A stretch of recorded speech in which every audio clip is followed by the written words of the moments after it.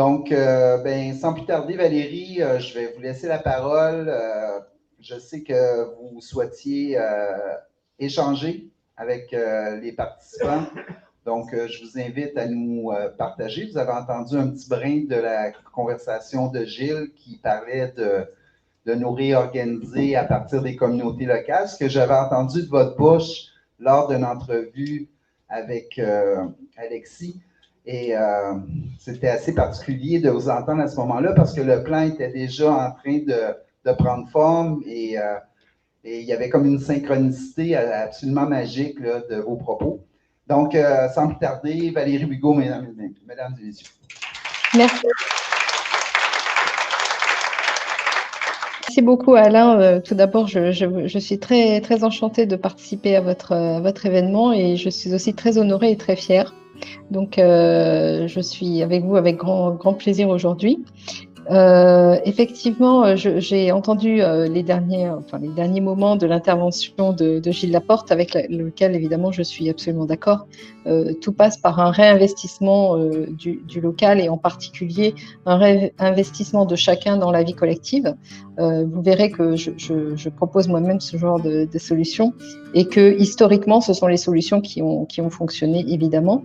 Je suis aussi très intéressée par évidemment le droit naturel dont vous avez parlé tout à l'heure concernant les peuples, disons, originaires du Canada, parce que finalement, sous une forme différente, il s'avère que toutes les organisations disons, collectives naturelles se sont organisées autour de ces concepts de droit naturel.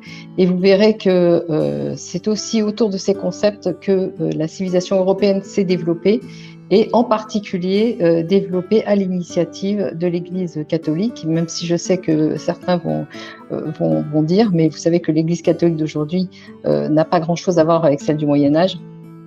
Et on aura l'occasion de voir ça un peu plus près lors de mon intervention. Et bien sûr, je répondrai avec grand plaisir à toutes vos questions. J'espère que vous m'entendez, que ça se passe bien au niveau du micro, parce que moi, pour l'instant, je n'ai pas de retour de chez vous, mais je pense que ça doit bien se passer. Donc, si vous voulez bien, je vous propose un petit exposé assez académique finalement, qui va consister à déterminer pourquoi et comment, d'où viennent en fait les origines de notre esclavagisme collectif actuel. Et vous verrez qu'en fait, ces racines sont hollando-britanniques.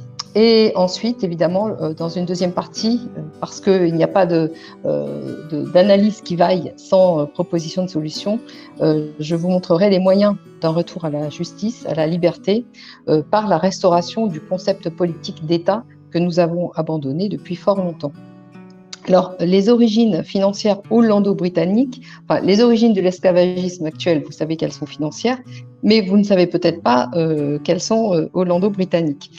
En fait, tout ça part de l'histoire, de l'avènement des grandes épopées maritimes qu'on a appelées les grandes découvertes.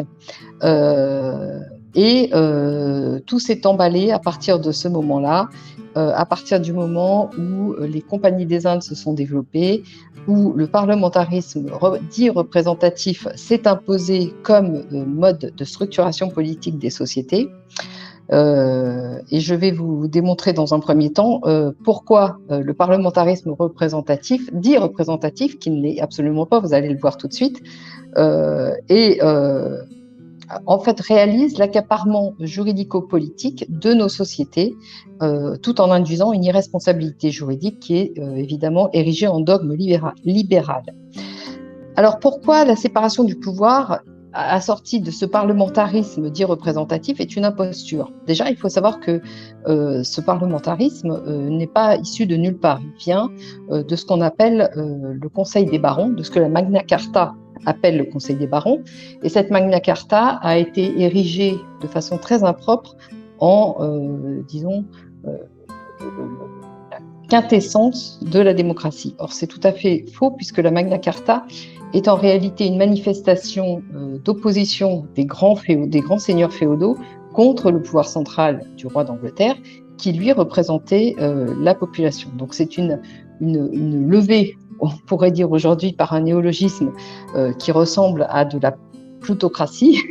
Et en effet, ce parlementarisme, qui a été, à partir des révolutions, en particulier de la Révolution française, puisque je parle de ce qui s'est passé en France, qui est devenu le partenaire inséparable de la séparation des pouvoirs, eh bien, en réalité, ne fait qu'ériger une seule chose, un régime politique qui est non pas démocratie, mais une plutocratie.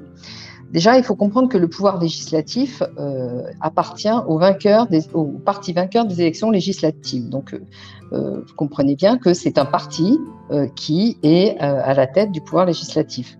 Ensuite, le pouvoir exécutif est une émanation de ces mêmes partis politiques, puisque c'est le pouvoir législatif. Disons que les partis vainqueurs aux élections déterminent qui sera membre du pouvoir exécutif. Donc, il n'y a aucune distinction entre pouvoir exécutif et législatif, puisque les deux pouvoirs appartiennent au même parti, en tout cas qu'ils soient uniques ou coalisés avec un certain nombre de ses homologues.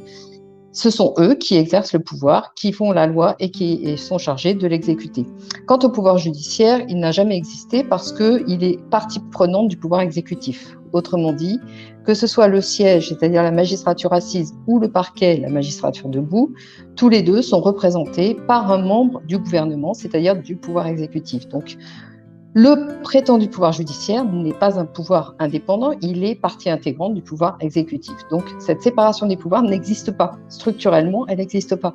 Donc, on ne peut pas parler de séparation des pouvoirs et dire que ce régime de séparation des pouvoirs est une démocratie, puisque, en réalité, il concentre tous les pouvoirs dans les mains du parti vainqueur aux élections. Or, vous comprenez qu'un parti politique, en réalité, il est financé parce que, comment dire, si vous avez déjà participé à des élections, si vous avez déjà participé de près ou de loin à la vie d'un parti politique, eh bien, vous verrez que des élections coûtent un prix fou. Ça coûte un argent fou en moyens de communication, en éléments de propagande, enfin, disons que plus il y a d'élections et plus il y a des besoins de financement. Plus il y a des besoins de financement et plus il y a évidemment de corruption. Donc en réalité, les élections telles qu'elles sont conçues aujourd'hui, entièrement axées autour des partis politiques et du régime dit représentatif, du gouvernement dit représentatif, du parlementarisme dit représentatif, est une imposture totale sur toute la ligne. Le plus gênant dans cette histoire, c'est que jamais aucun juriste n'ait eu le bon sens de soulever ce stratagème qui est quand même assez élémentaire. Finalement, quand on réfléchit bien, c'est pas très sorcier de comprendre tout ça. Alors, le deuxième élément, parce que je vais quand même aller assez vite, j'ai développé tout ça. Je vous invite, si vous êtes vraiment intéressé à en savoir plus, à aller lire et écouter mes vidéos et lire des textes que j'ai écrits à ce propos. Alors, le deuxième élément de l'accaparement juridico-politique de l'accaparement financier et de notre esclavagisme collectif, c'est ce qu'on appelle, disons, ce que nous appelons aujourd'hui en France la propriété économique, qui est en fait le remplacement exact du droit de propriété, l'opposition exacte au droit de propriété tel qu'on le concevait anciennement, qui s'accompagne d'un anonymat et impose les responsabilités juridiques des décideurs réels. Alors, la propriété économique, c'est l'inverse exact du droit de propriété. C'est un concept qui est issu du droit anglo-saxon et qui est devenu l'alpha et l'oméga des règles de droit positif aujourd'hui, non seulement dans les pays de droit anglo-saxon, mais également sur le continent européen. Et le modèle, c'est un modèle financier, c'est-à-dire ceux qui contrôlent l'usage économique et les flux sont les propriétaires réels, peu importe les propriétaires nominaux qui n'ont aucun pouvoir de contrôle ni sur leurs avoirs monétaires et financiers, ni sur leurs biens qui seront de toute façon, le moment venu, confisqués. Les sources juridiques de cette soumission, évidemment, s'accompagnent de l'anonymat qui instaure une irresponsabilité juridique des décideurs réels à tous les niveaux. D'une part, au niveau des grands conglomérats économiques, que ce soit des groupes d'entreprises ou les multinationales, ils sont en général représentée par une accumulation d'entités juridiques artificielles distinctes mais liées, dont les bénéficiaires réels disparaissent dans l'anonymat juridique, organisés notamment via les entités à but non lucratif, des organismes non gouvernementaux et surtout les paradis fiscaux. Ces paradis ou refuges fiscaux, puisque en droit anglo-saxon on parle de refuges, sont totalement artificiels et sont sous le contrôle de ceux qui organisent les flux. Quant à l'irresponsabilité du personnel politique, il émane entièrement des partis politiques qui sont soumis à la volonté exclusive de ceux qui les financent, comme je l'ai abordé tout à l'heure. Et ce personnel politique, évidemment, s'il était responsable de toutes les décisions qu'il prenait, il n'y aurait plus de candidats. Donc le système ne peut fonctionner que si en fait la responsabilité est dissoute auprès de plusieurs organismes qui sont que des organismes collectifs en réalité. Alors, il faut tout de suite dire que les financements publics des partis sont de toute façon très insuffisants pour répondre aux besoins générés par la multiplication et la multiplicité des élections. Donc, en fait, les élections, c'est ce que j'expliquais tout à l'heure, sont un faux semblant démocratique au service de la plutocratie et que l'accès des partis au financement public sont eux-mêmes soumis aux contraintes, c'est-à-dire à des critères administratifs imposés justement par la plutocratie au pouvoir. Donc, tout ça, c'est une imposture dans des grandes largeurs qui n'est pas suffisamment soulignée par tous les commentateurs juristes et non juristes.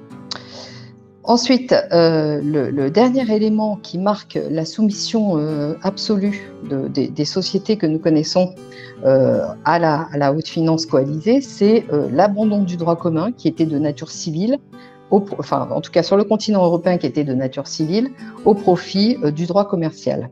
Alors, il faut bien comprendre l'origine de la civilisation européenne, qui a été aujourd'hui abandonnée, mais son origine est entièrement bâtie autour de ce qu'on a appelé le droit civil en tant que droit commun. Cette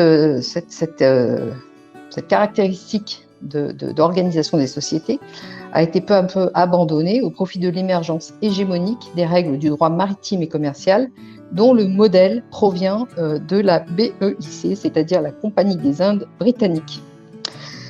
Alors, la Compagnie des Indes est née en 1600 ou 1602, je crois.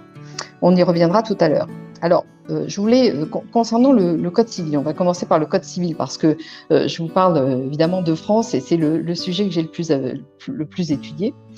Donc, en 1804, le Code civil, dit Code Napoléon, ça a été quand même une des avancées la plus exportée de France. Ça a été vraiment le grand élément qui a fait connaître finalement la France à peu près dans le monde entier. Ça a été le Code civil de 1804.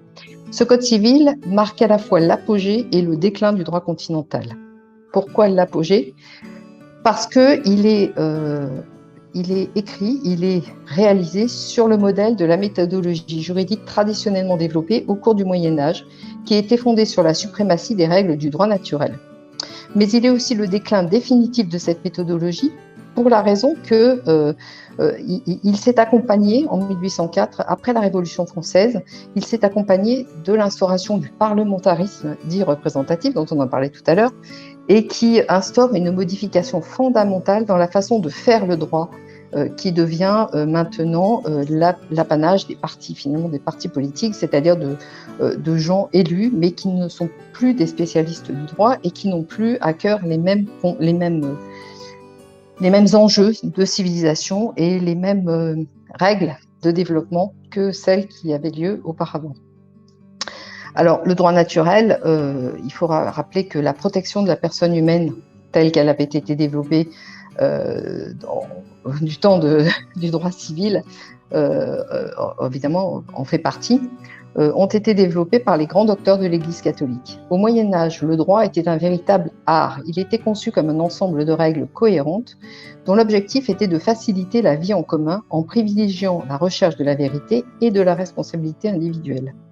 Il faut comparer ça avec la multiplication actuelle sous forme d'excroissance de règles obscures, absurdes et sans cohérence d'ensemble qui servent actuellement de droit positif.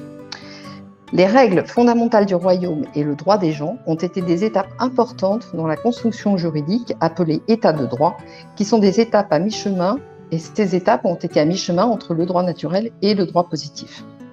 Au Moyen-Âge, le droit a été développé par des professionnels dans chaque région. Les particularismes locaux, géographiques, politiques et sociologiques étaient donc respectés. Il faut noter qu'en 1804, le Code civil rompt avec cette tradition en imposant un modèle juridique unique sur le territoire français. Ce modèle est le fruit de transactions entre les règles du Sud, inspirées du droit romain, et les règles du Nord, régies par la loi salique, inspirée du droit coutumier, lui-même traduit et codifié dans des textes écrits. Au Moyen-Âge, les dispositions coutumières, ainsi décrites, sont consacrées par l'usage, s'imposent dans les rapports entre les personnes, les formes de possession ou d'usage des sols, les poids et mesures, les droits féodaux, etc. En fait, toute la vie collective est régie par ces dispositions coutumières. Donc, l'organisation sociale, il faut bien comprendre que cette organisation sociale et les règles de droit qui la régissent sont intimement liées, car le droit est la méthode d'organisation utilisée justement pour organiser, régir les relations au sein d'une société politique. Au Moyen-Âge, vous savez qu'on parlait d'ordre juridique, il y avait le tiers-état, il y avait trois ordres politiques, il y avait le tiers-état, la noblesse et le clergé. Et chaque ordre avait son propre corpus juridique, lequel n'était pas uniforme. Par exemple, au sein du tiers-état, les ordres professionnels édictaient leurs propres règles d'organisation. Elles n'étaient pas soumises aux règles d'organisation d'autres métiers. Le droit n'était donc pas conçu comme d'application unique, mais il était au contraire adapté à chaque catégorie que nous appellerions aujourd'hui, par une sorte de néologisme, socio-professionnel. Rappelons aussi qu'au Moyen-Âge, le terme de privilège était conçu comme un droit reçu en échange d'un service. Les privilèges immobiliers et fiscaux de la noblesse avaient pour contrepartie le devoir de défendre le territoire et les serfs en cas d'attaque militaire. La guerre, qui était le prix du sang, était la contrepartie des privilèges civils de la noblesse. Il faut comparer avec l'époque actuelle, bien sûr, où les privilèges financiers, qui n'ont pas de limite territoriale, n'ont aucune contrepartie en termes de développement de la société politique et dans laquelle les différentes strates et membres d'un territoire ne sont plus reliés entre eux que par l'illusion d'un prétendu possible enrichissement personnel. En fait, le système actuel acte la disparition de la civilisation. C'est par une forme de fraude qu'on entretient l'illusion de l'enrichissement personnel en tant que contrepartie de la réelle irresponsabilité des décideurs réels. Lesquels décideurs érigent des plafonds de verre indépassables envers toute personne juridique, qu'elle soit physique ou morale, c'est-à-dire qu'elle soit une personne physique ou une entreprise, tentée par une quelconque résistance envers ces règles iniques et absurdes qui servent de cadre idéologique. Alors, comment est arrivée l'émergence hégémonique du modèle commercialiste ? Eh bien, il faut remonter à l'origine, c'est bien en 1600, la naissance de la Compagnie des Indes britanniques. D'une façon générale, les compagnies des Indes ont toutes des points communs inspirés justement par la Compagnie britannique qui a été la première historique en date. Donc, elles sont le modèle des actuels partenariats publics-privés dont vous avez peut-être entendu parler, mais qui régissent essentiellement tous nos rapports juridiques avec l'État, dans lesquels les bénéfices sont privés et les charges devenues publiques. Elle dispose d'un monopole commercial sur les transactions internationales, exactement de la même façon que les multinationales actuelles qui se sont organisées sur le modèle de l'optimisation fiscale et qui de facto mettent la plupart des PME du monde sous dépendance économique. Je parle là de dépendance commerciale, mais il s'agit parfois de dépendance capitalistique ou juridique. Et enfin, ces compagnies des Indes ont toutes bénéficié de la force publique pour défendre les intérêts de leurs propriétaires privés, ce qui fut le modèle de développement du colonialisme et qui reste celui du néocolonialisme financier. Le gouvernement britannique fut dès l'origine très impliqué dans la gestion de la Compagnie des Indes britanniques, puisque vous savez que en fait, la Compagnie britannique des Indes orientales a été créée le 31 décembre 1600 par une charte royale de la reine Élisabeth Ier d'Angleterre qui lui a conféré pour 20 ans le monopole du commerce dans l'océan Indien. Elle est donc née en tant que bras armé de la couronne britannique. En réalité, dès cette époque en Angleterre, il n'est plus réellement possible de différencier gouvernement et intérêts privés de type capitalistique, lesquels forment une seule et même entité au détriment du reste de la population. Alors, les Hollandais d'Amsterdam, ce sont eux qui ont financé les révolutions de Cromwell et ils sont les réels initiateurs, les créateurs de ce système mondial fondé sur les compagnies de commerce maritime avec monopole. Ce sont les maîtres d'Amsterdam. D'ailleurs, rappelons que New York s'est d'abord appelée la Nouvelle Amsterdam et elle était gérée par le Hollandais Peter Stuyvesant. Ces mêmes Hollandais ont créé en 1602, donc 2 ans après la compagnie britannique, leur propre compagnie des Indes. Alors, il y a eu 4 guerres navales consécutives entre la Grande-Bretagne et la Hollande au cours de la première moitié du XVIIe siècle. Et l'origine de et à l'issue de ces guerres, eh bien, c'est la Compagnie des Indes britannique qui l'a emporté. Mais ce fut des conquêtes navales et militaires, finalement, à la suite de conquêtes navales et militaires. L'origine de la Compagnie des Indes britannique est aussi à rechercher dans la Compagnie des marchands aventuriers de Londres, qui s'est exportée en Amérique au moyen de la Virginia Company et de la Compagnie de Londres. Alors, comme je l'ai dit tout à l'heure, la Compagnie des Indes britannique a fini par absorber les conquêtes des autres compagnies des Indes européennes, notamment françaises, espagnoles et portugaises, mais aussi et surtout hollandaises, suite à ces 4 guerres que j'ai évoquées tout à l'heure, guerre navale.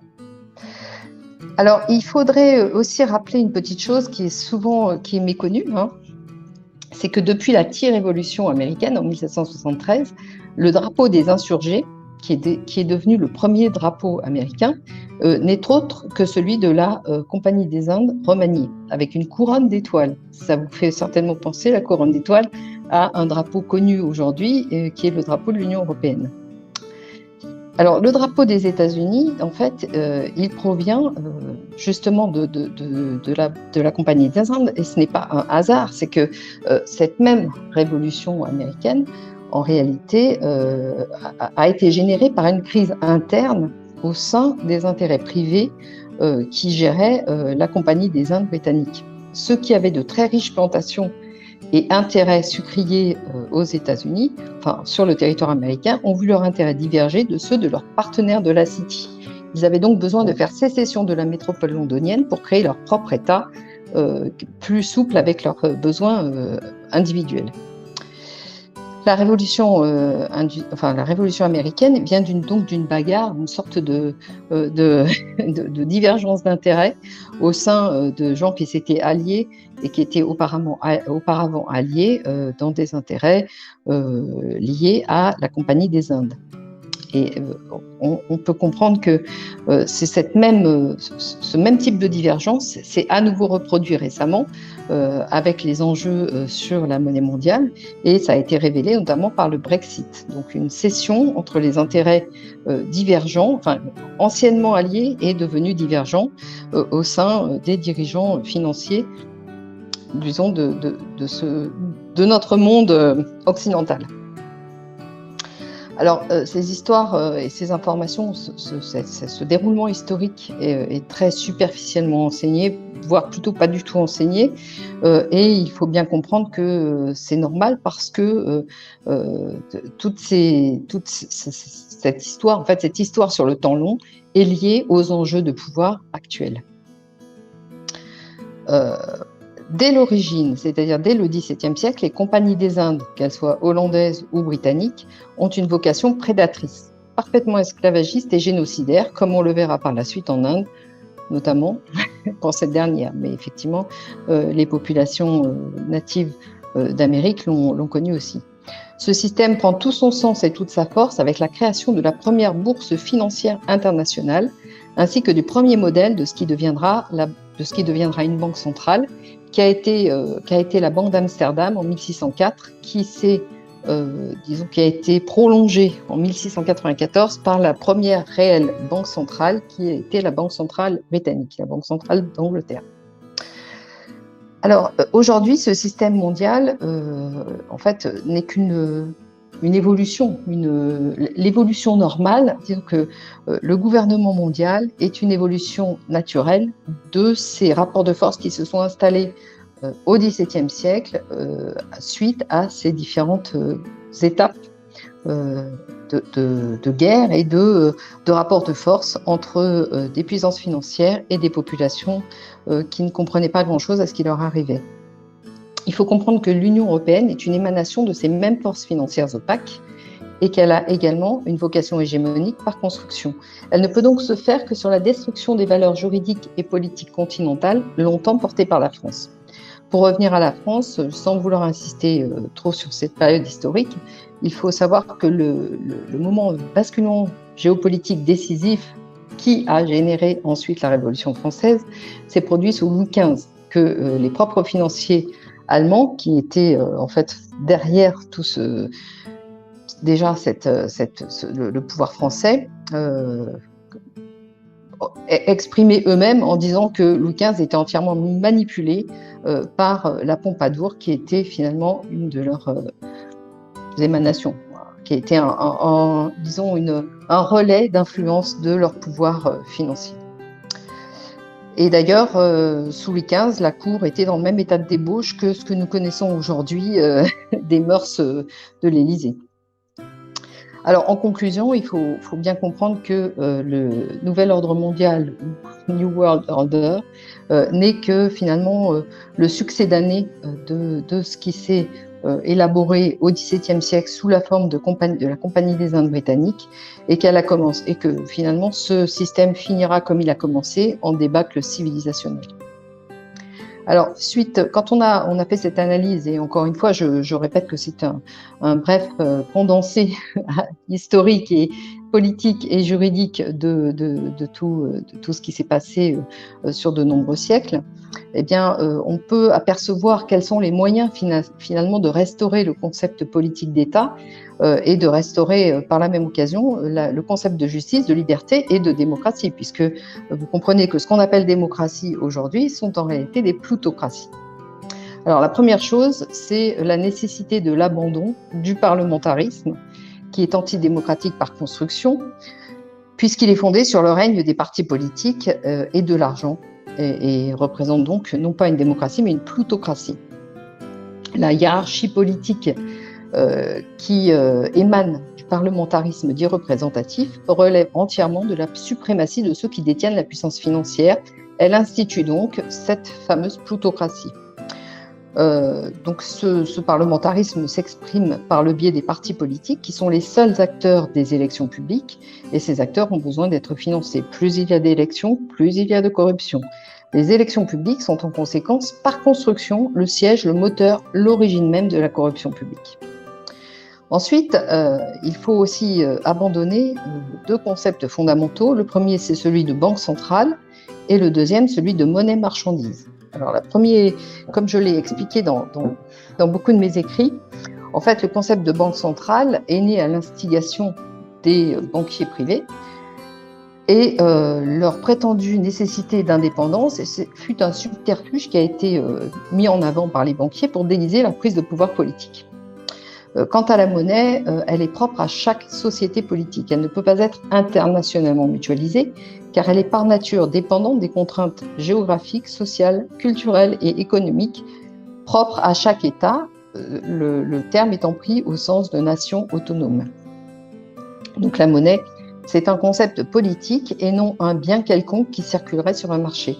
À défaut, si on considère la monnaie comme une marchandise susceptible de circuler sur un marché, elle devient susceptible d'accaparement et de manipulation qui la rendent impropre à sa fonction initiale. La monnaie marchandise génère le concept de monnaie-dette utilisée comme une arme de destruction massive des sociétés politiques par les tenanciers du système financier, les banquiers globalisés dont les intérêts sont coalisés au niveau mondial. La fonction initiale de la monnaie est de favoriser les échanges au sein d'une société politique afin d'assurer son développement optimal. Elle n'est pas de servir des intérêts exclusifs d'une caste représentant des intérêts particuliers, coalisés ou non, en l'occurrence celui des banquiers. Et enfin, évidemment, il est indispensable de revenir à la notion de droit naturel pour restaurer le véritable sens de ce que signifie l'état de droit. La notion d'état de droit ne peut pas se passer de la suprématie du droit du droit naturel sur le droit positif. En fait, il faut comprendre que le droit naturel doit être considéré comme une sorte de guidelines, parce que les Anglais aiment beaucoup parler de guidelines, très prisé des anglo-saxons pour les règles du droit positif. Cependant, ces guidelines ne relèveraient pas d'un droit mou, mais d'une règle d'application stricte d'un principe fondamental de hard law. J'ajoute à cet égard, parce que c'est important de bien comprendre que la soft law dont les anglo-saxons, le droit anglo-saxon parle, en tout cas développe dans toutes les instances internationales, ce concept de soft law, il a toujours eu vocation à devenir de la hard law à court ou moyen terme. Il faut être parfaitement clair sur les différentes terminologies et sur les objectifs politiques recherchés ab initio par les promoteurs de la terminologie de soft law. Alors, le droit naturel protecteur des personnes a été développé en Europe durant le Moyen-Âge au sein de l'Église catholique. Il s'est transformé au moment des révolutions en droits de l'homme. Mais les droits de l'homme, c'est déjà une perversion du concept de protection de la personne parce que les droits de l'homme mettent en avant des droits qui sont dépourvus de contrepartie. Or, un droit ne peut exister de façon pérenne et utile dans une société que s'il est assorti de droits assortis de devoirs. Et si vous retirez la notion de devoir qui est accolée au droit qui va avec lui, eh bien, c'est en réalité la loi de la jungle que vous instaurez, puisque tout le monde peut se prévaloir de droits sans jamais avoir aucun devoir, et donc le droit des uns n'est pas reconnu par le droit des autres, par contre, il est contesté par les autres. Donc ça revient finalement à instaurer la loi de la jungle. Alors, il faut comprendre que durant le Moyen-Âge, l'Église catholique a développé le droit naturel et en particulier au moyen du clergé régulier, parce que la plupart des grands docteurs de l'Église, pensons à saint Augustin, mais il y en a d'autres, étaient des membres du clergé régulier. Ensuite, ces règles ont été introduites et intégrées dans le clergé séculier qui a été politiquement représenté par Rome. Dans le cadre Alors là, c'est une petite aparté historique, mais il faut comprendre que dans le cadre du retour au droit naturel, il y a deux réformes qui sont tout à fait indispensables à mener. D'une part, c'est la réforme de l'entreprise, qui occupe une place centrale parce qu'elle permettra de redéfinir et rééquilibrer les rapports de force au sein des relations économiques et qu'il faudra aller vers la codécision des apporteurs de capitaux et des apporteurs de travail.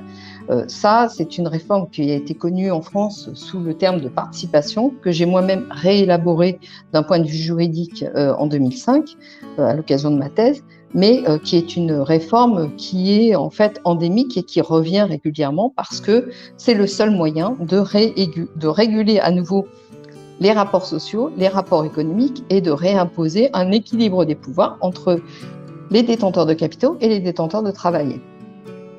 Cette réforme est un moyen de rééquilibrer les forces vives au sein de l'activité économique et par extension, elle permettra aussi de réinstaurer non seulement un équilibre, mais il y a des enjeux pardon, je perds mes mots, des enjeux de paix publique, parce que au lieu de monter les uns contre les autres, en fait, on doit tous travailler au développement du bien-être collectif. Alors, l'autre réforme centrale qui est bien entendu inhérente à la réinstauration de ce que j'appelle le droit naturel, eh bien, c'est de rendre à chaque individu la voix politique que les partis lui ont retirée. Et ça se fait, d'ailleurs, ça a existé dans l'histoire et je le réinstaure dans mes propositions de réforme sous le nom de groupement d'intérêt qui permet de réindividualiser, de repolitiser l'organisation sociale en rendant à chacun la place qui lui revient dans une démocratie normale. C'est-à-dire que par centre d'intérêt, les gens doivent se réunir et se réorganiser et réinventer leurs propres règles de fonctionnement qui ne sont pas dépendants d'autres activités qui sont des activités qui ne les concernent pas. Donc les opinions nécessairement diverses et variées qui existent dans une collectivité politique pourraient à nouveau exister dans ce cadre-là, alors qu'aujourd'hui, la voie publique est captée par les partis politiques. L'opinion publique ne serait plus noyée et concentrée dans les seules mains de représentants politiques qui ne représentent finalement que les puissances financières qui les financent et les dirigent par le biais de la discipline de vote. Donc je vous ai fait un bref aperçu. Je travaillerai davantage ce texte puisque je compte le transformer en texte écrit que vous pourrez évidemment consulter sur mon site. Et maintenant, je suis tout à fait, en tout cas, je serai enchantée de pouvoir répondre à des questions si vous en avez. J'espère que ça vous a plu et convaincu.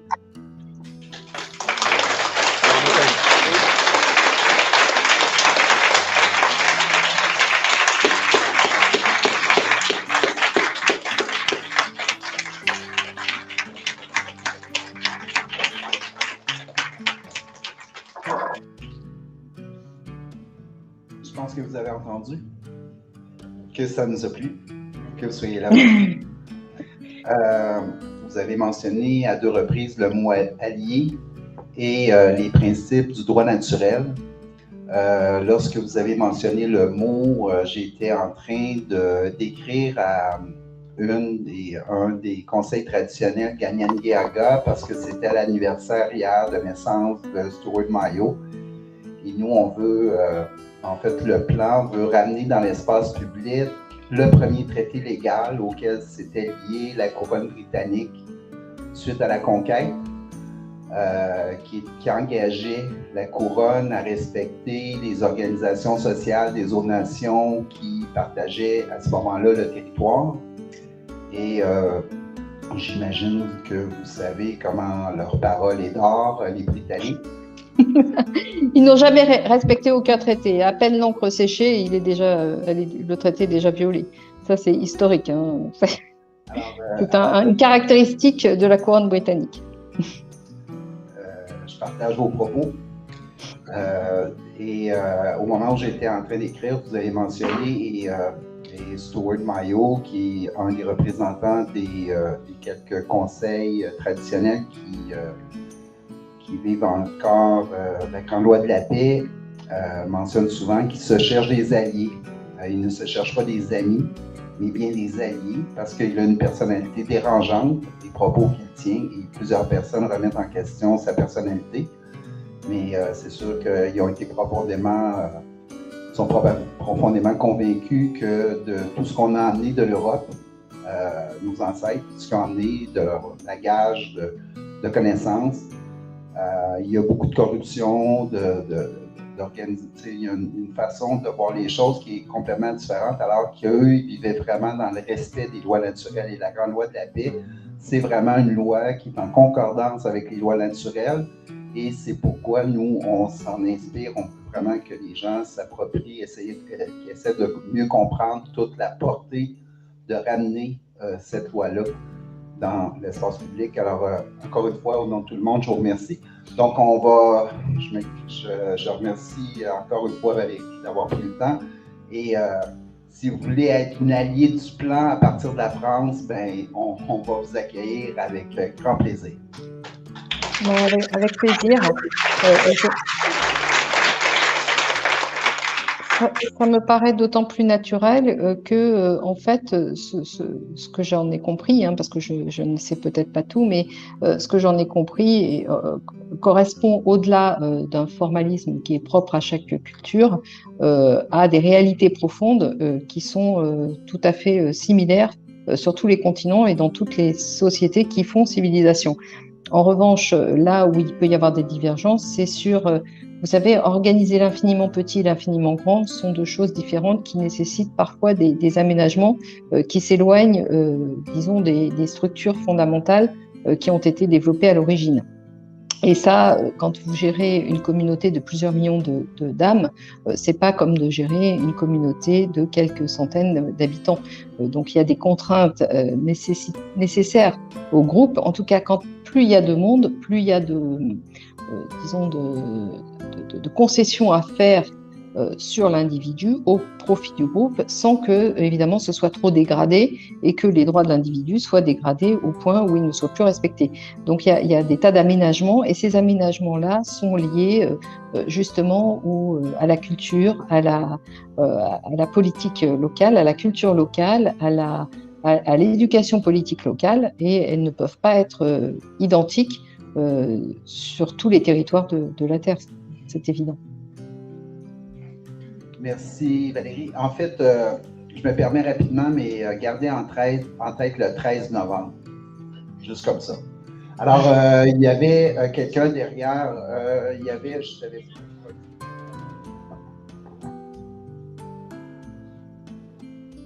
Bonjour Valérie. Bonjour. De ton intervention, c'est vraiment important pour la compréhension de l'ensemble, si on peut dire. Moi, je suis interpellé par la personnalité juridique et naturelle là, que tu as élaboré un peu, là. À savoir l'impact, si tu peux élaborer plus sur la personnalité juridique par rapport à la personnalité naturelle, là, sur, mettons, le juridique. J'ai entendu parler qu'il y a des choses, des fois, quelqu'un qui va se présenter, il va se présenter sur sa forme juridique ou sur sa forme naturelle, là, des droits naturels. Je ne sais pas si c'est possible. Oui, alors là, il y a une grosse confusion, et ça vient du fait que je pense que vous, les Canadiens, vous êtes aux confins de deux systèmes juridiques. Vous êtes en réalité impliqués totalement dans le système anglo-saxon, bien que vous gardiez un modèle de droit continental vaguement en tête. Il faut bien comprendre qu'en droit continental, l'état civil n'a jamais été un modèle d'aliénation. Ça, c'est pas vrai du tout. C'est vrai en droit commercial et maritime anglo-saxon.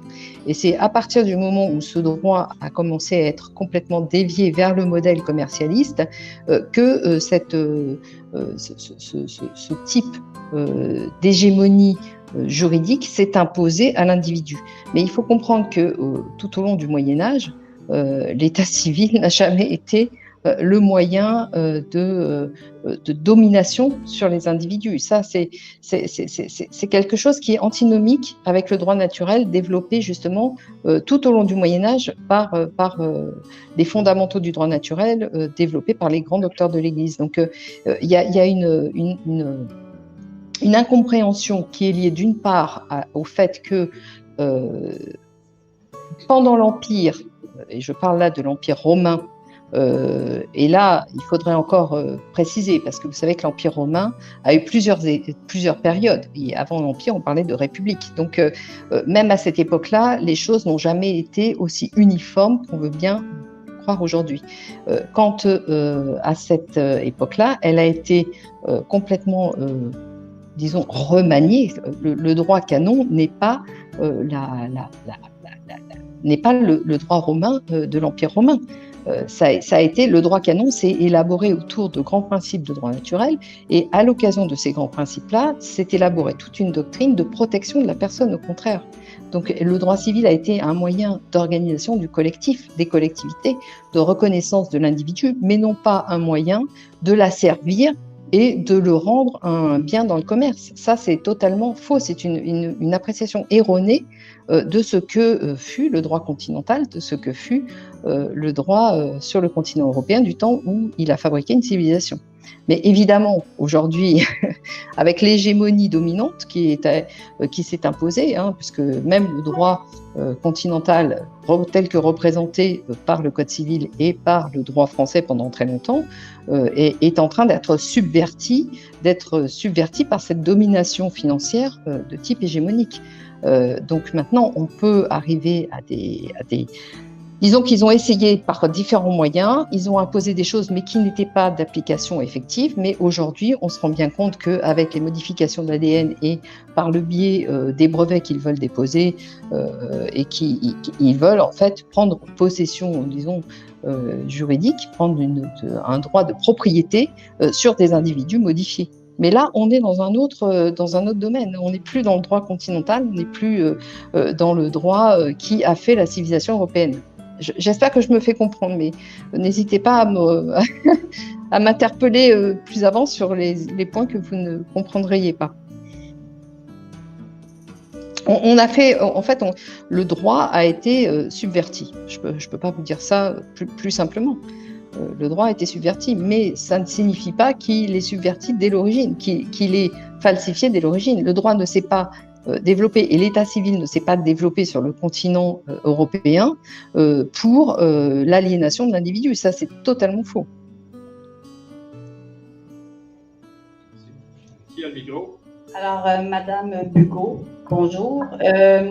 À quoi s'attendre dans les prochains mois? À quoi doit-on s'attendre avec ce gouvernement mondial? Écoutez, je viens aujourd'hui même de publier un article sur mon site internet que vous pouvez consulter, qui est très court, mais qui est, à mon avis, assez explicite. Je pense que nous sommes entrés dans une dynamique de déstructuration du système financier qui s'apparente à une destruction-construction, puisque ce qui nous sera proposé en remplacement sera toujours détenu et contrôlé par les mêmes individus, c'est-à-dire ce que j'appelle les grands argentiers de ce monde. Donc nous allons toujours plus avant vers la destruction des libertés publiques, vers la destruction de la liberté individuelle, de la démocratie, n'en parlons même pas, c'est déjà de l'histoire ancienne. Mais il est clair que là, nous entrons dans une dynamique plus vive et que je pense que d'ici quelques mois, nous serons passés au concept de monnaie totalement dématérialisée, et donc l'individu sera disons sous un contrôle beaucoup plus strict qu'il ne l'est actuellement, des pouvoirs en place, avec droit évidemment de vie ou de mort, c'est le type même, la définition même de l'esclavage, droit de vie ou de mort sur les individus par ces maîtres financiers. Merci Valérie. Une autre question ici de M. Gilles. Bonjour Valérie. Bonjour. Quand tu as parlé du Moyen-Âge, tu as parlé des débuts des droits canoniques. Alors, non, je ne suis pas spécialiste du droit canon, mais j'ai remis les grands rapports de force en évidence. Voilà. C'est ça. Alors, à l'époque du Moyen-Âge, moi, disons, j'ai été reçu franciscain séculier. Tu as bien marqué le mot séculier à un moment donné dans la conversation. Donc, j'ai été reçu en 1978, franciscain séculier. Et puis, quand on regarde l'époque du Moyen-Âge avec les royautés, toute la patronne, puis à un moment donné, les marchands se sont un peu rebellés contre la royauté. Puis là, il est arrivé François. François, j'ai étudié un an sa poésie ainsi que sa spiritualité. François d'Assise, que je parle. Alors, j'ai retenu de François deux grands thèmes de sa vie. Premièrement, éviter la consommation, c'est mieux de vivre pauvre avec rien. Les requins, ils s'en vont quand t'as plus rien. Alors, les requins aussi, qui en parlent. Et puis, il nous invite aussi à vivre lentement dans la vie. Il peut prendre le temps de voir la vie puis la déguster. Après ça, il y a eu l'époque des Romains, comme tu viens de dire. Puis dans l'époque des Romains, il y a Jésus de Nazareth qui s'est présenté. Et puis lui, il est arrivé avec une loi d'amour universel. Et puis, on lui a offert de devenir roi. Puis tout fait la patente de politique. Jésus a répondu à Philippe, il a dit, écoute, Ben, si on va là, on va devenir comme eux. Fait que Jésus de Nazareth n'a jamais fait de politique. Il a juste annoncé, aime Dieu, aime ton prochain comme toi-même. Il ne faut pas oublier de s'aimer soi-même, c'est pas de l'égoïsme. Merci Valérie. Je voulais juste rappeler que Saint François d'Assise, il est né en 1181, donc il est né bien après Jésus-Christ, bien après la naissance de Jésus-Christ, 1000 ans après. Mais ceci étant, oui, bon, effectivement, Jésus n'a pas... on lui a donné une fonction politique, mais sa fonction à lui, c'était surtout de dénoncer les marchands du temple.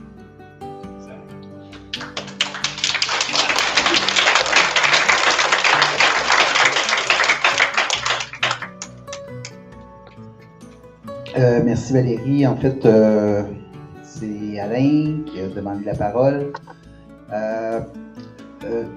Premièrement, quelqu'un dans la salle me demandait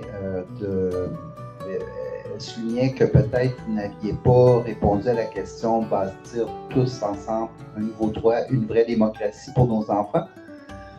Évidemment, quand on s'attarde au principe du mot, démocratie, on parle de, c'est un principe, hein, c'est vraiment que la population ait une emprise sur les décisions qui vont à l'encontre de ses intérêts.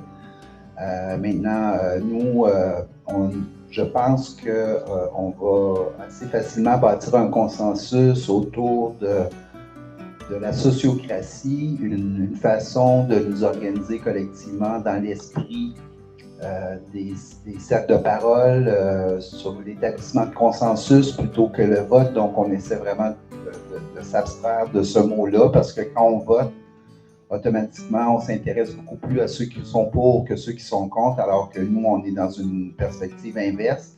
On s'intéresse plutôt à ceux qui ont des oppositions pour bien les entendre, pour nous assurer que le groupe, la conscience de groupe n'a pas erré dans les décisions qu'il va prendre. Donc, je voulais amener ça d'abord. Et l'autre élément, je l'ai oublié, donc je vais vous laisser répondre à celle-là, puis ça va me revenir.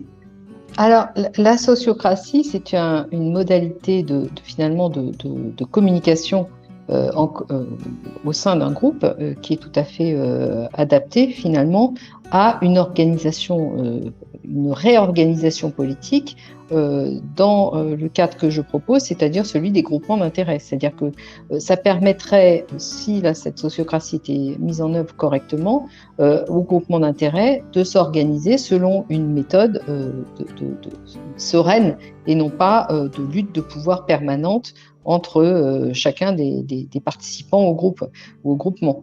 Donc effectivement, c'est davantage à considérer comme une méthodologie de l'action et une méthodologie de la communication que comme une réorganisation politique à part entière.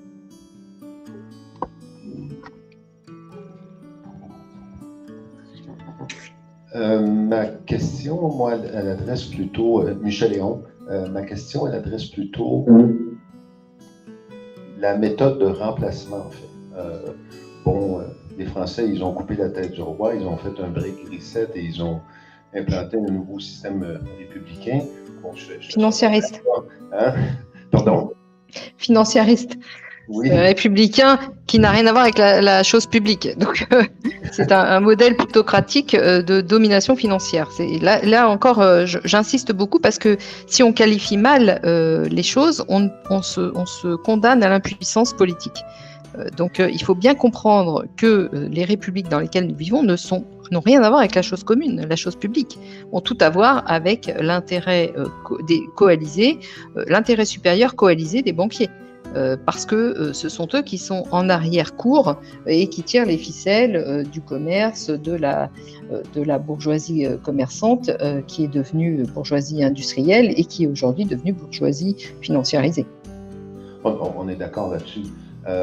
Mais maintenant, pour implanter le modèle politique que nous essayons d'élaborer, on ne pourra pas remplacer celui qui est là. Donc, ce que ça veut dire qu'on va se construire un modèle politique, un modèle de gouvernance un peu en parallèle à celui qui existe déjà. Donc, ça veut dire se soustraire à la société qui est là et de vivre un peu en marge avec un autre système politique. Ça veut dire deux choses. Ça veut dire qu'il y a une période de transition pendant laquelle vous devez conjuguer les deux systèmes, c'est-à-dire vous devez organiser votre système, le mettre en œuvre et le mettre le conforter et le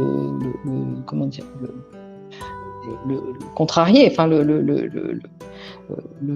concurrencer, hein, le faire vivre, l'élaborer, en même temps que vous devez respecter les règles principales qui vous sont imposées par le système actuel, parce que sinon vous n'aurez que des ennuis et vous ne pourrez pas aller plus loin dans l'élaboration du modèle alternatif. Donc il y a nécessairement une phase transitoire qui est inconfortable, mais qui est indispensable et qui est de toute façon pas contournable à mon avis, sauf à faire des actions très violentes que je réprouve à titre personnel et qui n'ont jamais qui n'ont jamais finalement donné quelque chose de positif. Donc il faut en passer par cette période transitoire inconfortable pendant laquelle on élabore et on conforte un modèle alternatif dans le même temps que nous vivons dans le modèle qui nous est imposé. Et ça peut très bien se faire, en particulier en matière économique, si les entreprises s'organisent dès à présent sur le modèle de la nouvelle entreprise que je propose, qui est un modèle de codécision qui peut se faire à l'intérieur des règles actuelles du capitalisme, disons, que nous connaissons aujourd'hui. Mais c'est un exemple, l'entreprise, ça peut se faire sur d'autres sujets. Et en particulier, on peut commencer à organiser des groupements d'intérêt par type d'activité et développer ses propres règles en interne, tout en prenant garde de respecter les règles qui sont imposées par le système juridico-légal actuel.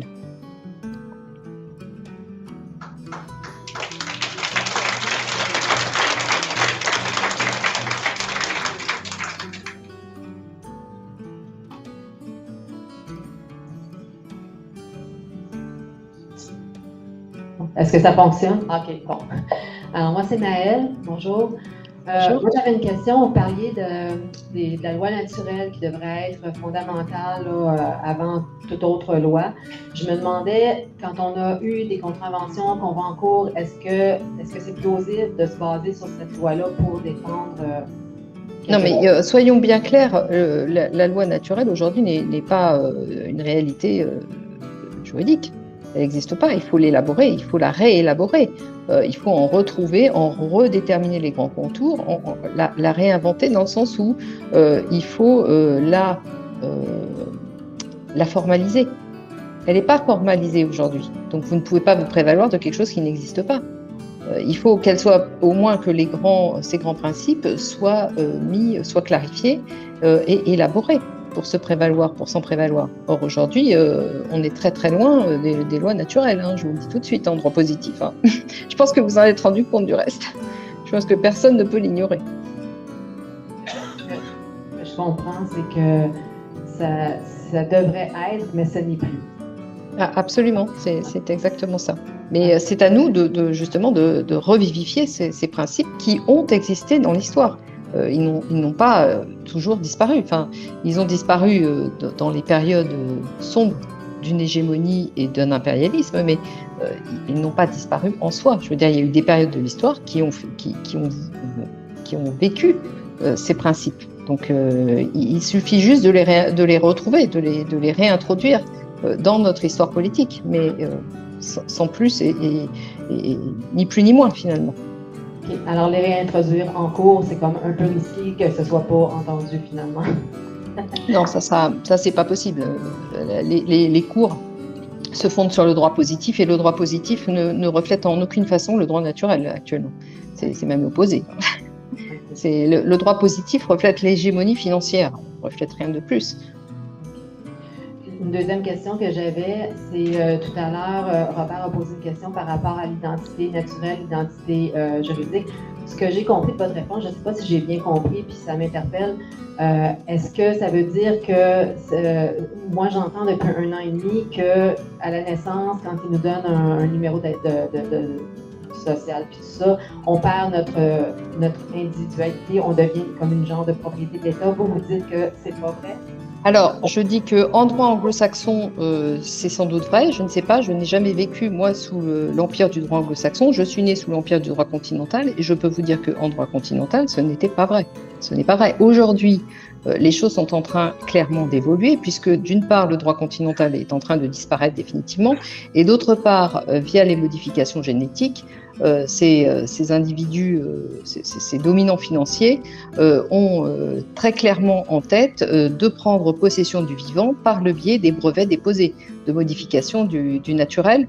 Dès que le naturel est modifié, ils peuvent s'emparer de prendre possession de cette modification. Donc par ce biais-là, on peut arriver à ce système. Mais je vous confirme une fois de plus que ce n'était pas le cas en droit continental. En droit continental, le fait d'être acté à l'état civil n'a jamais été synonyme d'être une possession étatique. Ça, c'est du délire. Enfin, en droit anglo-saxon, peut-être, je veux bien le croire, je veux bien le concevoir, parce que effectivement, l'emprise du droit anglo-saxon, sa domination et son idéologie, c'est le commerce et le droit maritime, mais ça n'a strictement rien à voir. C'est à l'opposé exact de ce qu'étaient les règles du droit continental, qui, une fois de plus, je le répète, ont élaboré et ont créé ce qu'on a appelé la civilisation européenne. Donc, ce droit anglo-saxon d'obédience commerciale ou maritime, c'est l'anti-civilisation. C'est la captation du pouvoir intégral par des puissances financières. Donc, c'est pas ça. Ça ne peut pas générer une civilisation. Une civilisation, c'est toute une société qui se développe. Là, c'est que des intérêts particuliers qui écrasent les autres et qui empêchent le développement. Donc, c'est antinomique. Merci beaucoup Valérie. En fait, c'est vraiment intéressant parce que dans les propos qui ont été tenus, il y a beaucoup de confusion. Mais oui, bien sûr. Dans les perspectives des gens, puis c'est une super bonne question qui a été adressée, là, mais effectivement, premièrement, nous, là, le peuple québécois, on ne se reconnaît pas comme nation à part entière. D'abord, c'est une chose, si on ne se reconnaît pas comme nation, on est encore des visiteurs, des voyageurs, ça fait 14 ans qu'on voyage sur le territoire. Puis d'autre part, par rapport aux croyances, c'est intéressant que Gilles apporte ça, mais on a eu une discussion derrière parce que quelqu'un me disait qu'il ne rejoignait pas le plan parce que lui, il avait de la foi, il croyait. Bon, il croit, oui, bien. Nous, on croit qu'on devrait se baser sur des lois naturelles, sur des lois physiques. Mais bien sûr. Mais c'est vous qui avez... Enfin, je m'excuse, je ne prends pas une position personnelle, mais je prends une position de principe, une position logique. La foi, et en particulier l'Église catholique, s'est développée sur le fondement du droit naturel. Aujourd'hui, elle renie tous ces fondamentaux. Mais ça veut dire qu'on peut très bien avoir la foi en ce qu'était l'Église et ne pas se reconnaître dans l'Église actuelle. Et c'est exactement ce qui se passe. Aujourd'hui, on comprend bien que la hiérarchie catholique a pris le parti très explicite de l'impérialisme financier. Encore une fois, je vous invite à aller sur mon site, voir le dernier article que j'ai écrit, que j'ai publié aujourd'hui même, qui montre encore une fois cette collusion d'intérêts entre la hiérarchie vaticane et l'hégémonie impérialiste financière. Mais encore une fois, c'est une subversion.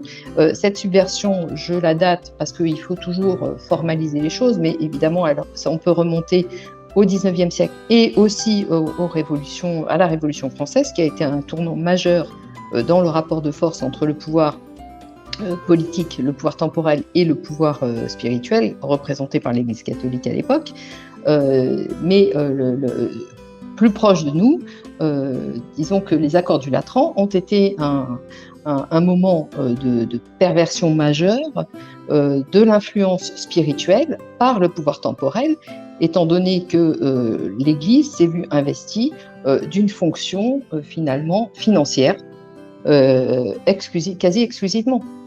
Donc on peut avoir la foi et ne pas se reconnaître dans cette hiérarchie financiariste qui est aujourd'hui celle du Vatican, qu'on est obligé de reconnaître. Enfin, c'est un fait.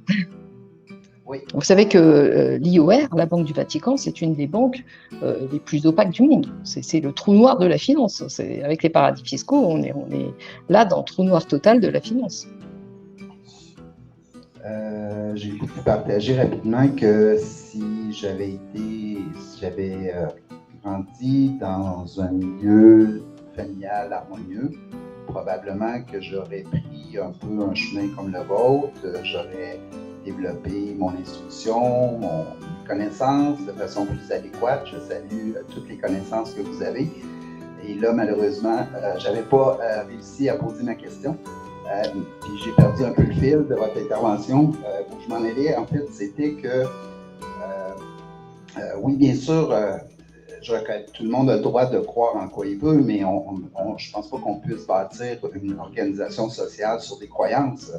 Si nous, on a le privilège de de s'inspirer d'une loi fondamentale qui a fait ses preuves, qui a permis de recréer la paix pendant plus de 1500 ans d'histoire, 5500 ans. Après eux aussi, une multitude de conflits, ils ont réussi à ramener une organisation sociale basée sur des lois naturelles. Oui. À partir de là, maintenant, individuellement, bien sûr, on peut puis je l'ai amené à un autre point, c'était aussi l'idée que il faut s'entendre sur le sens des mots aussi. Il y a beaucoup de confusion. Alors tout ça, ça fait partie d'un processus pédagogique.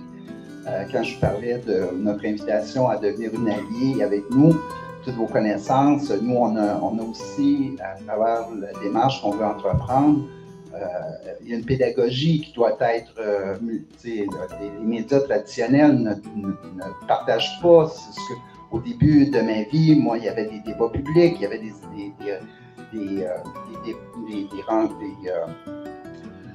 des émissions d'affaires publiques qui éduquaient les gens, qui partageaient, puis je salue vraiment votre engagement à le faire parce que c'est ce qu'on a besoin urgemment, collectivement, de mieux comprendre là, certains principes fondamentaux. Alors, il y avait Daniel qui voulait ici, Gérard, excuse-moi. Merci Valérie et Médicor. Alors, on vous garde encore une dizaine de minutes, si ça vous va? Très bien. Merci. Tant que j'ai de la batterie sur mon téléphone. Allô? Okay. Oui.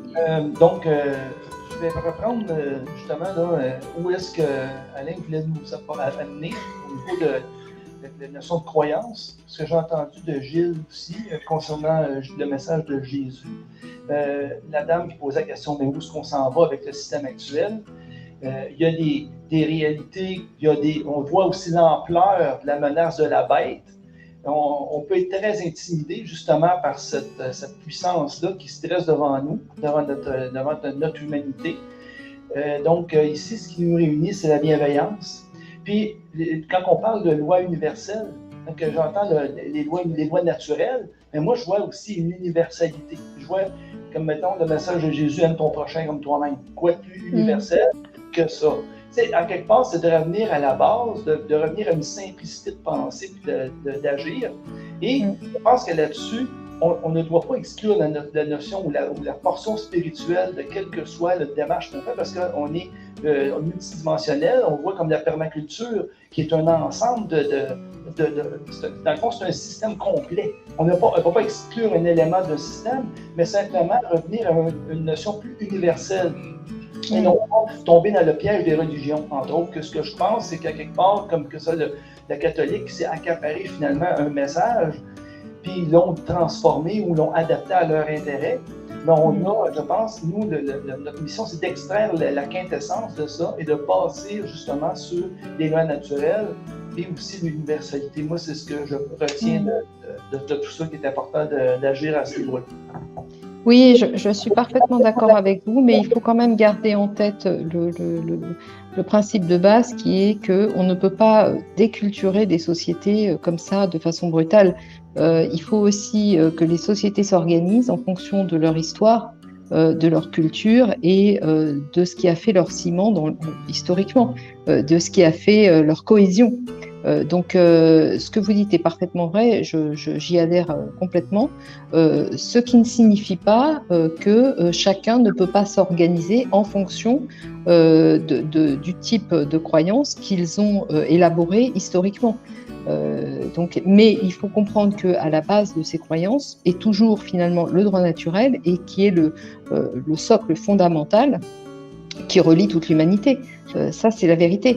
Mais ce socle fondamental, il peut prendre des formes légèrement différentes en fonction de l'évolution historique et culturelle des types de sociétés, des types de sociétés organisées selon les contraintes géographiques.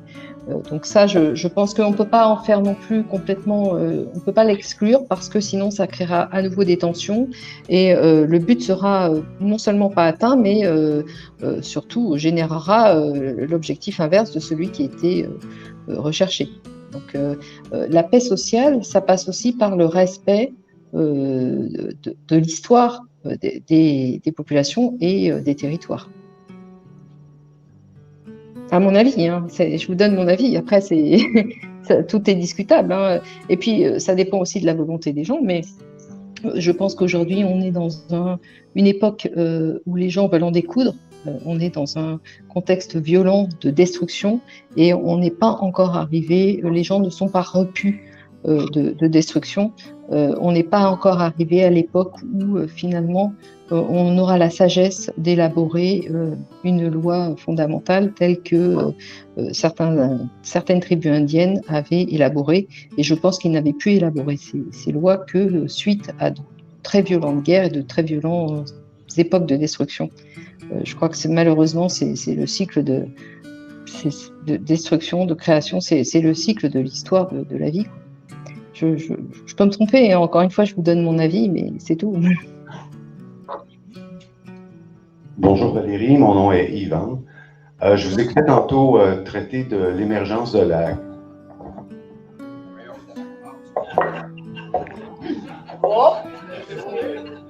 Je vous entends plus du tout. L'émergence de...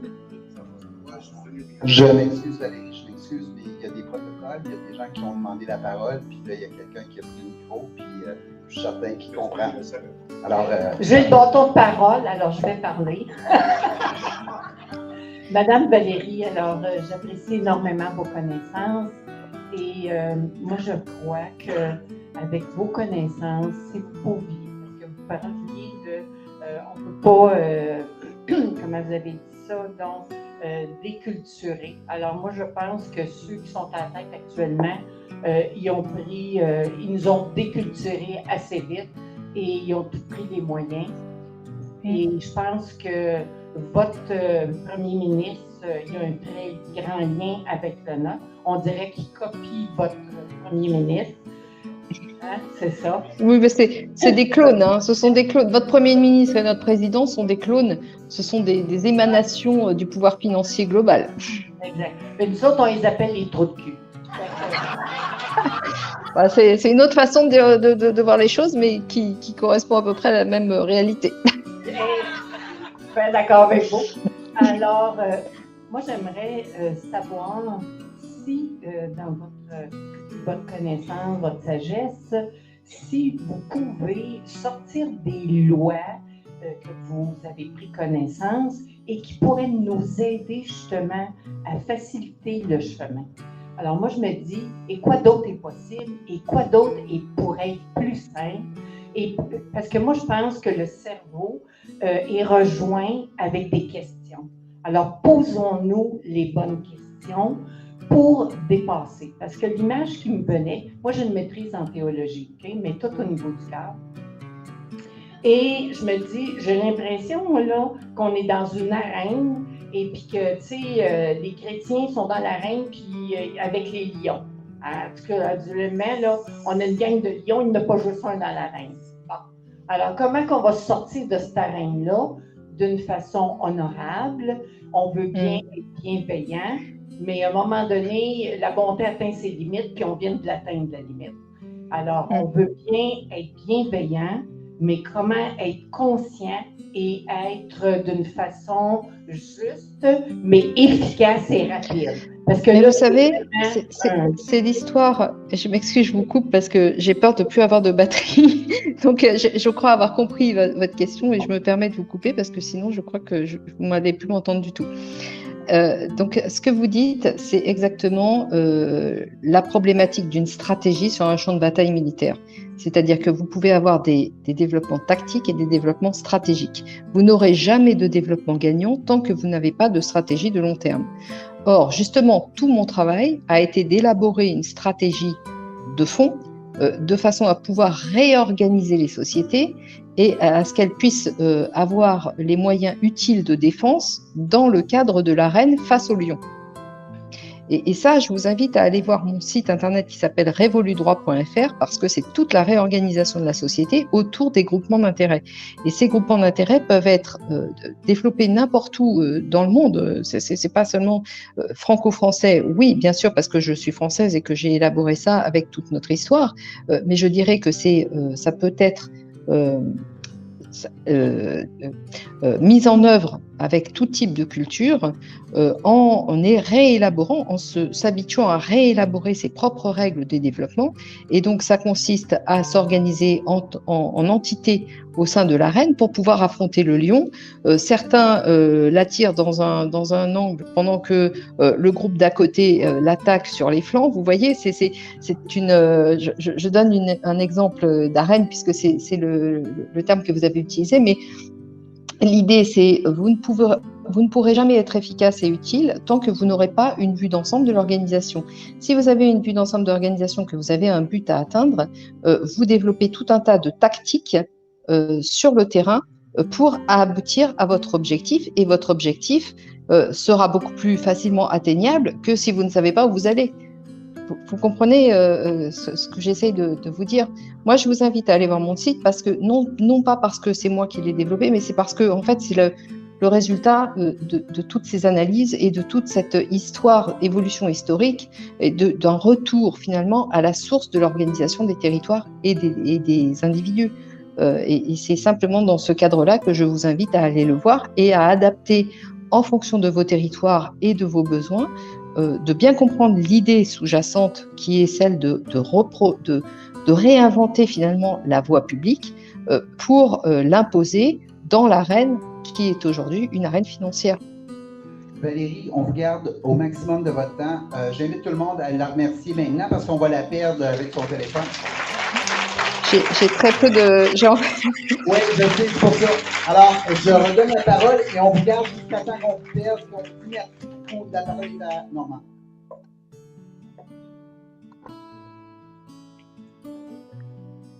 Allô? Oui, Valérie. Moi, je vous suis depuis des années. J'ai hâte d'aller lire votre dernier texte. Alors, ce que je voulais dire, c'est que les chrétiens ne referont pas le coup qu'ils ont fait d'imposer leur religion à l'Empire romain. Et de toute façon, c'est Constantin qui en a pris possession. Il voulait nommer des évêques à ce moment-là, mais je ne pense pas que ça va se refaire comme ça encore.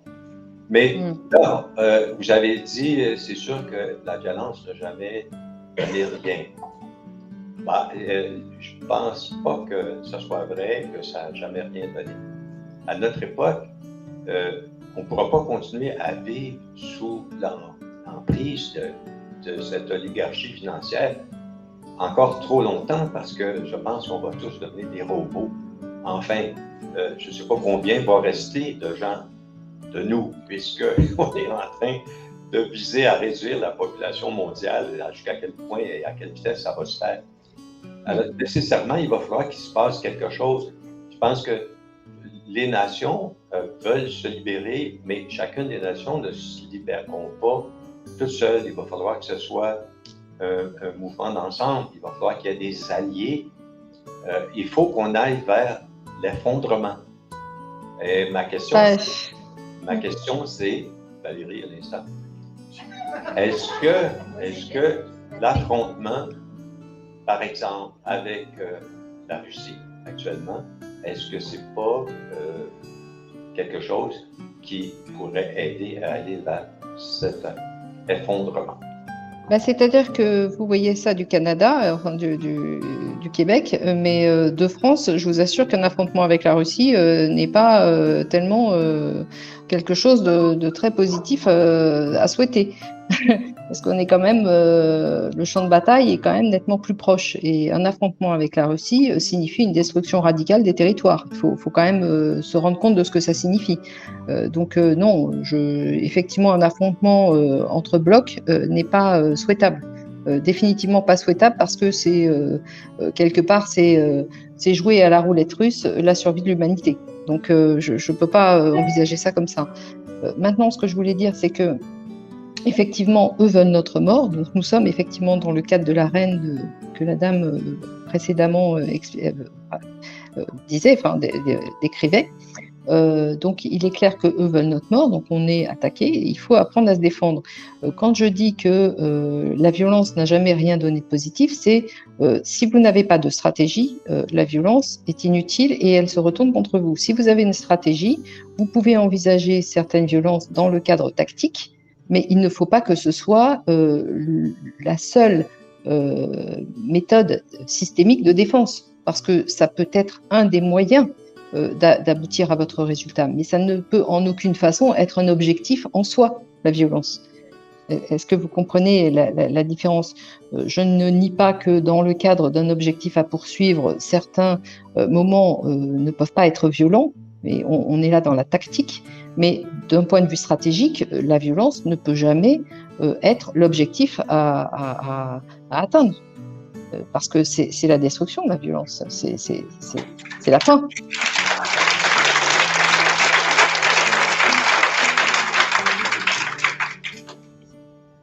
Merci Valérie. Alors c'est Yvan, j'ai enfin droit à mon droit de parole. Alors je reviens sur une notion que vous avez évoquée tantôt, donc la création de la Société des Indes orientales vers 1600. Et après ça, vous avez cité le concept d'effondrement civilisationnel. Et puis moi, intuitivement, je sens que nous sommes dans un effondrement civilisationnel. J'écoutais Aurélien Barriot depuis plusieurs années et tous ces théories-là. Et récemment, le président de la France a déclaré que c'était la fin de l'abondance. Donc là, je me suis dit, l'abondance de qui? La sienne, celle de cette classe? Ah non, pas la sienne. C'est clair. Il parle de pour nous habituer à notre propre fin d'abondance, mais non, pas la sienne. Vous avez bien compris. Il fait partie il représente, c'est le héros de la domination financière actuelle. Donc lui, il n'est pas concerné par tout ça. C'est une méthode de communication pour nous habituer nous-mêmes, pour qu'on se convainque nous-mêmes de la nécessité de cette fin d'abondance au profit de ces gens-là. En fait, ce que je ressentais, c'est que j'avais l'impression que c'était comme un constat d'échec parce que je sens que nous sommes sur le bord d'un effondrement, mais pas nécessairement à leur avantage à eux. Si nous, hommes et femmes, on réussit justement à revenir à une biologie sociale plus proche, plus organisée sur des petits territoires comme au Québec, il existe le jeu, le jardin d'échanges universels, c'est ça. Donc, il y a des sociétés qui commencent à s'organiser au plan local sur des échanges de services et de produits. Alors, je trouvais ça intéressant. Eh bien, voilà. On en revient exactement au sujet précédent, c'est-à-dire la différence entre la stratégie et la tactique. Vous ne pouvez être victorieux que si vous avez une stratégie d'ensemble dans un cadre organisé.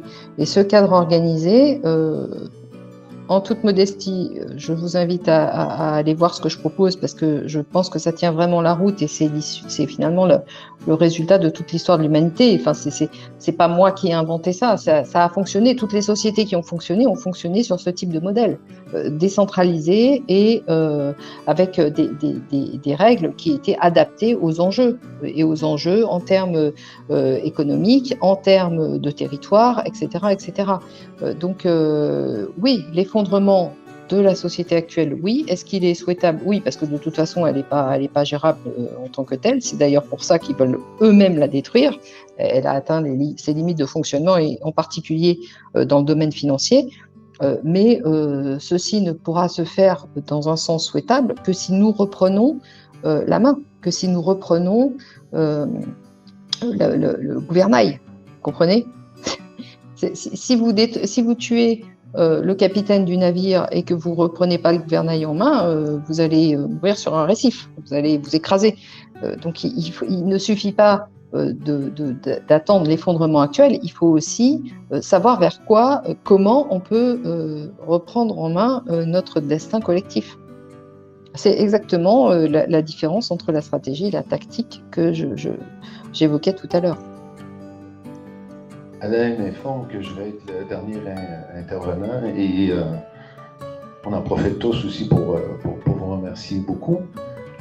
Ma question, qui se trouve être la dernière, en fait, le BRICS, dans tout ça, le jeu du BRICS face au colonialisme britannique, comment vous interprétez ça dans ce grand jeu des tout-puissants de la planète? Alors déjà, j'attire votre attention sur le fait que cette dénomination est une dénomination issue des milieux financiers. Donc, c'est déjà en soi tout un programme. Donc, moi, je pense que ce qui est souhaitable, c'est le rééquilibrage des pouvoirs. Ces BRICS-là, c'est une dénomination, à mon avis, extrêmement falsifiée, mais en tout cas pas correcte, mais qui a l'avantage, le mérite de mettre en avant que certains États s'opposent à la domination financière hégémonique actuelle. Donc ces États se regroupent plus ou moins, en tout cas en fonction de certains intérêts. Ils sont actuellement coalisés, mais leurs intérêts peuvent diverger dans l'avenir, et c'est ce qui est souhaitable. Il n'est pas souhaitable de recréer des blocs de façon trop violente, mais effectivement de retrouver un intérêt collectif par nation, par type de nation. C'est dans ce cadre-là que les BRICS peuvent avoir un intérêt, mais certainement pas dans leur dénomination actuelle, qui est une dénomination encore une fois issue des milieux financiers et qui n'est pas respectueuse ni correcte d'un point de vue de civilisation.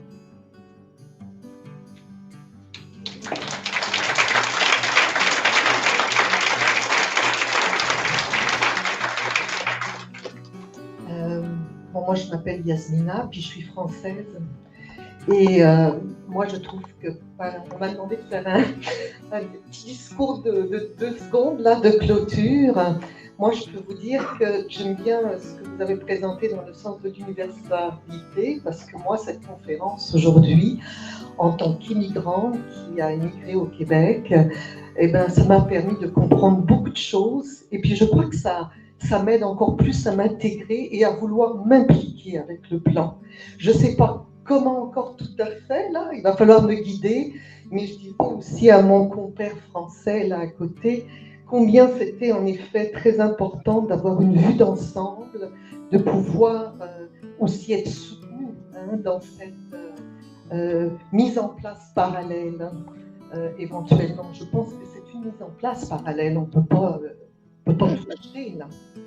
Alors, voilà, moi je me considère assez ignorante dans tout ça. Moi je suis psychologue, mais je sais que l'aspect psychologique aussi est très important dans toutes ces batailles. On ne se rend pas compte de ce que peut faire aussi le refoulement collectif. Ah, absolument, absolument. Et justement, il faut redonner un peu son sens à tous ces arts qui sont des arts du vivre ensemble et dans lequel la psychologie a évidemment sa part. Donc, je crois que tout ça commence à se mettre finalement à devenir un peu cohérent. Et une fois de plus, je vous remercie de m'avoir invité, Alain, à cet événement que vous avez organisé. Et je suis tout à fait partante pour continuer à faire un petit bout de chemin avec vous, en tout cas en tant qu'allié, pour essayer de trouver, d'élaborer chacun en respectant les principes culturels de base, enfin fondamentaux de nos sociétés, de retrouver un véritable élan collectif qui permettra de sortir de cette domination financière morbide, pour ne pas dire assassine. Laurent, moi je vous remercie énormément, puis je pense au nom de tous mes confrères, je ne sais pas comment dire, mes sœurs, mes frères d'âme québécois. Écoutez, merci à vous.